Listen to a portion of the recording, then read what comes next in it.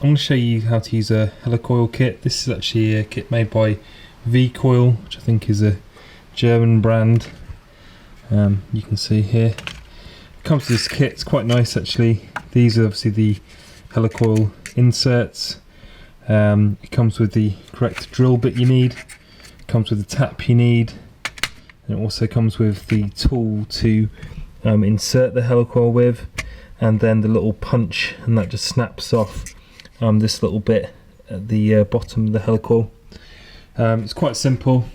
If you come over here, I've just got this little aluminium fitting, and I've just drilled it out using that bit. I didn't go straight to that bit.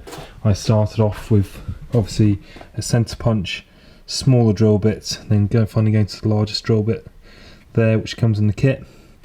Then I'm just going to use this tap a thread. So once I'd finished drilling, I just cleaned out the swarf with some brake clean, cleaned it all down, that will evaporate. Then I can just grab the tap. So you see this comes with the kit. It actually says on it the size, but it doesn't really mean M6x1 in terms of that isn't what this tap is. That's the tap you need to put this insert, and the inside of that insert here, if I just show you, the inside of that insert is actually M6x1.0, which is your normal Honda 10mm. Anyway, so what I'm going to do now is just tap this thread all the way down, just with a normal tap kit. I'll grab that now. So this is the tap held in the holder there, and then you just got to line this up straight to what you're working with, and then just as you turn it, you do somewhat of a turn, say a whole turn, and then go back a quarter of a turn, and that just snaps the bit of swarf you're creating by this tap there. So as I'm doing it, you get to a point where it might get a bit tough, and you go back, snap that bit of swarf you're creating, and carry on going. You can see in here, this is the swarf the tool's creating. A bit more back, keep on going. This is the first run of it. You can see the tap has got a thread on there. I just cleaned it out with the brake clean, cleaned off the tool again, and I'll just give it one more pass up and down to clean that thread. And on the second run it should be nice and free to turn the whole way. That's the bottom of the thread.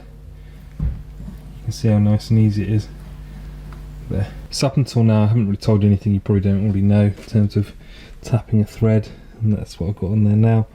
But where it's different to that is, here's the little insert with the bit down there, and all you do is you place it on the tool.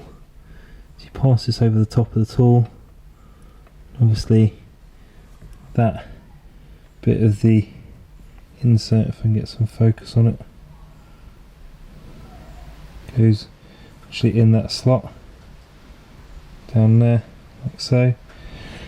Then I can just thread that down into there, and you just need it so this last thread is just below the surface. You can see here I've just got it started. I'm just winding this in, and one note of caution is that apparently, according to the instructions themselves, if you make a mistake and you try and unwind it, good luck, because apparently it's very difficult to come out. So it's just under the surface. You can see here I've still got the end in there. I can get some light on it somehow. There we go. There's the end, it's still on there. So I can go back and get this end breaker here and just use a punch and snap the end bit off. You can just use this bit down here, whack that with a hammer, it should snap that little end bit off. Right, now this is just the typical test. 10mm bolt, standard Honda fair, M6x1.0. This obviously threads in nicely there. It's just doing this up. So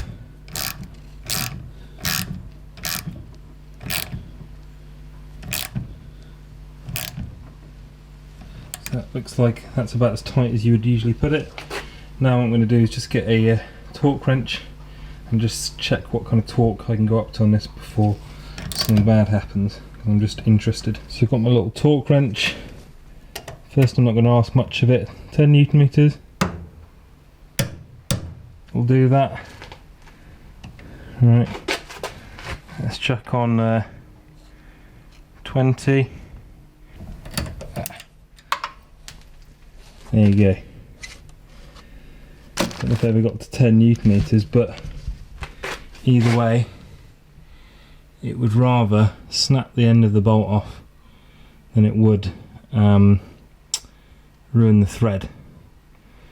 So I know that's a bit of a strange test, and this is just scrap and whatever anyway, but I just wanted to know that basically when I have to do exactly the same thing but in the bottom of my block for the sump, that basically the whole thread wasn't going to strip out, and you can see it hasn't.